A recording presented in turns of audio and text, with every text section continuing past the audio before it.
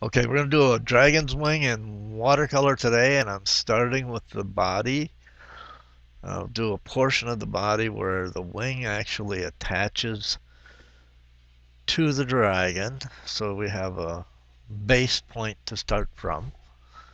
And then we will go in and start with the main bone structure for the wing. So I start painting, and this one is a little bit wider. Now I'm using a Stratford and York jet brush. It's a number size 8 round, and I'm using burnt umber. That's the only color I use in this painting of this wing other than for the claw. And when I do the claw, I use Payne's gray almost straight from the tube to make it nice and dark. And then but now I'm painting the knuckle,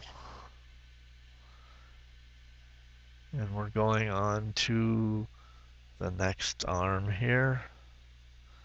And I do it I kind of curve my arm as I go so that I get a nice natural curve to the wing going out there. And I try to get it so it tapers to the end. And then I go back and fill in where it needs to be, make it a little bit wider so it has a little strength to it. I try to make it as realistic looking as possible. Um, Realistic of a mythical creature. Okay. Anyway, um, so now we start on the second one. Now I have a real light drawing there, and I don't know if you can see it or not. I just have it, when I do any watercolor paintings, I do a real light drawing, so you just barely see it. I don't like to have pencil marks on my paper, or at least not visible when I get done with my painting. And so I've gotten into the habit of drawing very light when I do these, so I can just barely see them. And it helps me now. I'm doing these fairly dark. I mean, for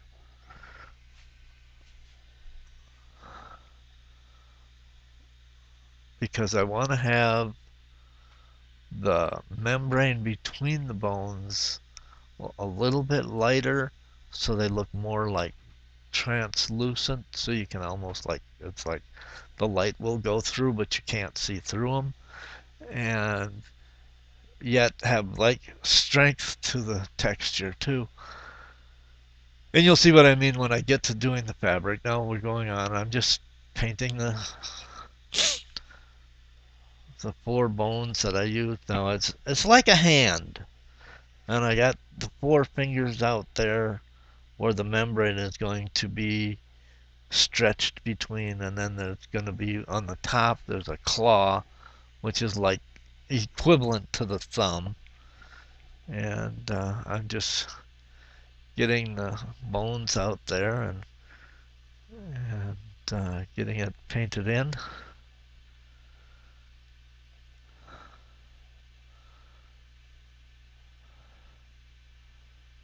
And I like to have them tapered, so I go back and I'll do some fine tuning on the bones as I go.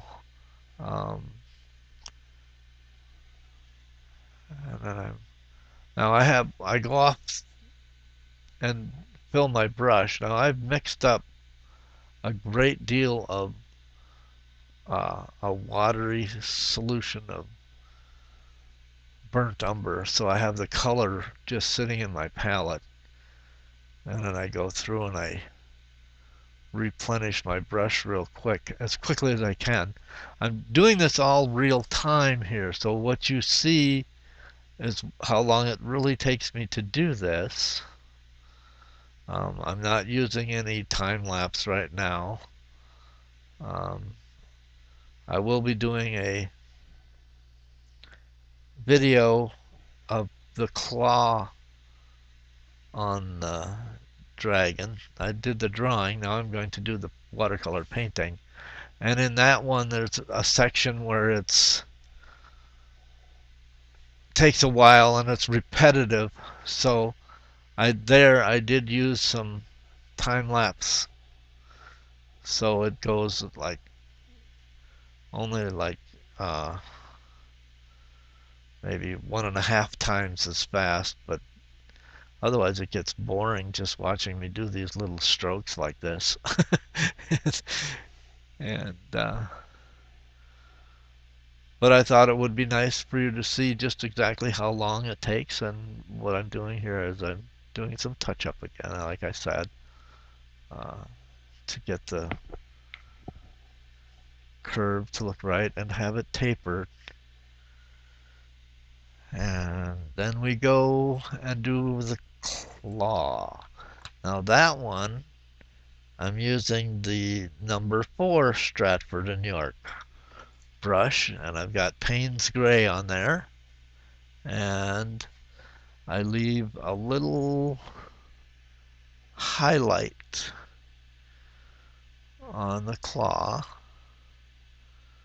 It gives it a little more feeling of dimension that way. And now we have the bone structure for the wing pretty much complete here. Now all we have to do is, once I get that done there, we'll start with the membrane. Now we're using a 1/2-inch flat brush. Now you'll see that the burnt umber, I've added a little bit of water to the burnt umber solution I was using for the bones to make it lighter, and I start from the narrow end and go out to the wide, and I do them in straight strokes to create the illusion that there's like folds in the fabric and or in the membrane, and you'll see that when I get done with the first one here, you'll see how this uh, occurs. And I brush all the brush strokes from the wide end to the narrow end, or the narrow end to the wide end, depending on which is the easiest for me to do at the time. But once I get done, I go from the wide to the narrow to give the feeling of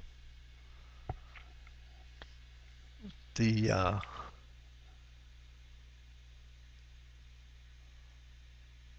fabric is being pulled taut, and there are little like fold marks in there. And when I'm painting in a actual painting of a dragon, there'll be times where I'll leave little tears and rips in it, like it's been in a battle or been injured and maybe fallen or something and tore part of it, and it hasn't healed quite right. But for demonstration purposes, I'm just going to do the wing hole.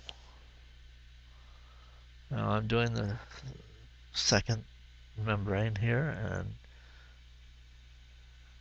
again I'm doing the. Now I use the brush when I'm painting close to the bones. I use the brush on its edge so that I can get close to it and not worry about it spreading out. And then as I get into the bigger area, I use it like a flat brush, because I can get a real fine edge with the edge of the brush, and then when I go to do the main area, I use the whole width of the brush, and it helps to create that. And you'll notice in the upper one it's already drying a little bit, and you can see the brush strokes and how the membrane looks like it's got ripples or something in it. And that's the look I try to achieve with my wings. And I found that the only way to get that consistently is to do the brush strokes starting and running the length from the small end to the large end, or the large, and do one continuous stroke as I go. And sometimes I don't do it as I'm going, but when I get done, I go back over and do like I'm doing now. I'll go back over and pull the whole thing out to get that look. And final wing that I do, portion of the wing that I do, now that has attachment to the, the long part of the bone as well as to the body. So that one we could actually do in multiple directions. I try to keep it from the narrow to the wide end, and we'll see what we got here. Okay, now we'll back over and I do the long strokes all the way. There we go. Now I don't want to have any lines there. I don't outline my wings. I just pull them out there and they look more natural that way.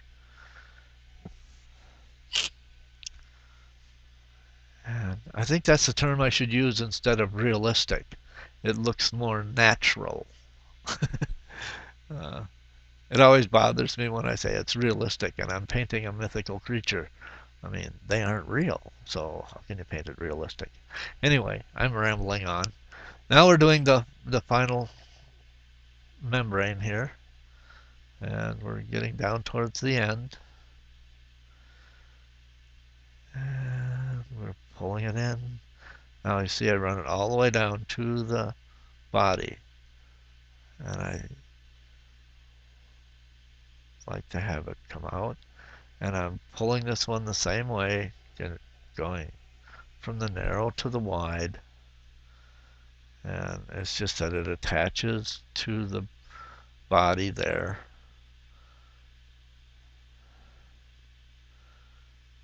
And so we have to angle it a little bit differently as we go. And you'll see that when I get done, how it makes it look like it's being pulled a little from the body to keep it taut. And there,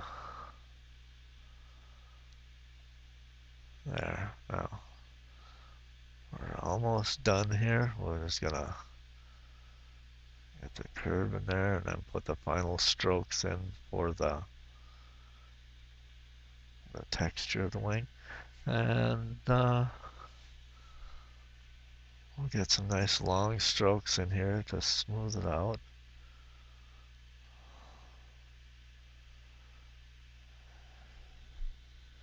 And there you have the wing. It's complete.